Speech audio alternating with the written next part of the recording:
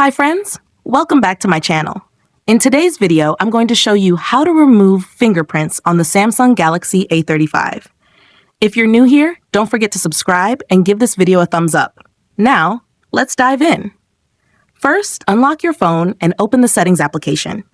This is where you can find various customization options for your device, including display settings, security settings, and accessibility features. Step 2.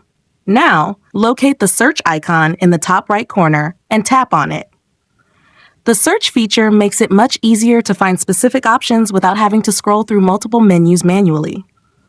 Step 3. In the search bar, type fingerprints and wait for the results to appear. This will display the relevant options for adjusting your default app settings. Step 4. After performing the search, find fingerprints and tap on it.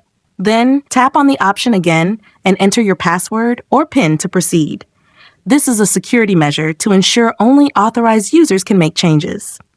Step 5. For the last and most important step, choose the fingerprint option, tap the Remove option, and then lastly, tap Remove one more time to confirm. This will instantly delete the fingerprint from your device.